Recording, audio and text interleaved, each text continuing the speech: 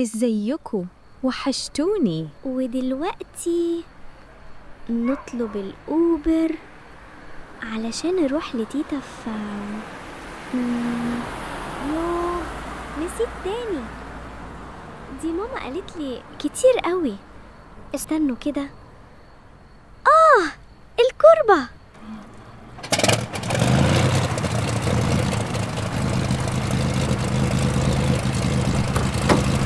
مساء الخير.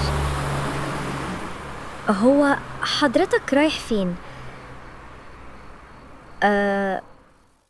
لا، أنا اللي رايحة.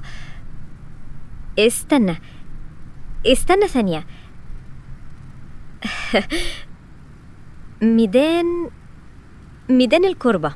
ما تقلقيش يا فندم، العنوان واضح عندي، هوصلك على اللوكيشن. صح، معلش نسيت. ولا يهمك يا آنسة، تحت أمرك. حمد لله على السلامة. الله يسلمك، شكرا قوي. الله، مصر وحشتني قوي، والشوارع اتغيرت خالص. بس في أماكن لسه زي ما هي، متغيرتش من أكتر من 100 سنة. ايه ده بجد؟ زي ايه؟ زي منطقة الكربة في مصر الجديدة. شايفة أنسة المباني اللي حواليكي دي؟ إحنا كده في الكربة، مصر الجديدة. المنطقة دي معمولة من أكتر من 100 سنة، يعني تعتبر متحف مفتوح. واو، طب مين اللي عمل الجمال ده كله؟ راجل بلجيكي اسمه البارون أدوارد أمبان، جه مصر في أول القرن العشرين حوالي سنة 1905، وحب البلد فقرر يعمل مدينة جديدة على الطراز الأوروبي بس بروح شرقية شوية. واو بجد؟ هي الكربة اسمها كده ليه؟ عشان الاسم جاي من كلمة فرنساوي كرب، يعني تقويصة أو منحنى. طب وإيه علاقته بالمكان؟ بصي حواليكي، العمارات كلها أقواس والشوارع مش مستقيمة. يعني الاسم على شكلها. بالظبط، أجانب سموها كده زمان وإحنا نطقناها الكربة. كده فهمت. شايفة الكنيسة الكبيرة اللي هناك دي؟ دي كنيسة البازيليك. البارون بناها سنة 1913، وكانت معمولة مخصوص عشان تبقى كنيسة للحي وكمان مدفن ليه ولعيلته.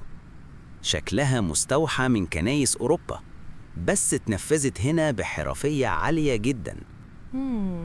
طيب وإيه القصر الغريب اللي هناك ده؟ ده بقى أشهر واحد فيهم، قصر البارون. اتبنى ما بين 1907 و 1911، معمول بتصميم هندي غريب شوية، وكان تحفة معمارية في وقتها. البارون كان عايز قصر محدش عمل زيه في مصر. تحفة فنية بجد.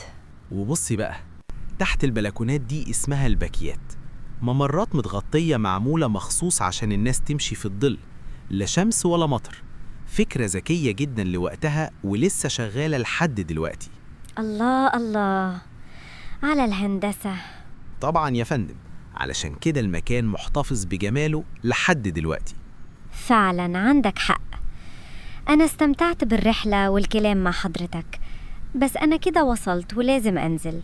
شكرا قوي يا عمو، صدعتك. لا خالص يا بنتي، أنا كمان انبسطت. الحمد لله على السلامة، وخلي بالك وانتي بتعدي الشارع. الله يسلم حضرتك. باي.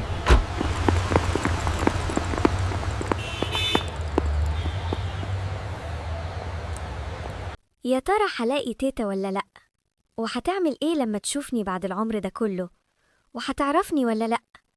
ياريت من فضلكم تعملوا لايك وسبسكرايب وشير، وفعلوا الجرس علشان توصلكم الحلقات الجديدة، وأوعدكم هبهركم. باي.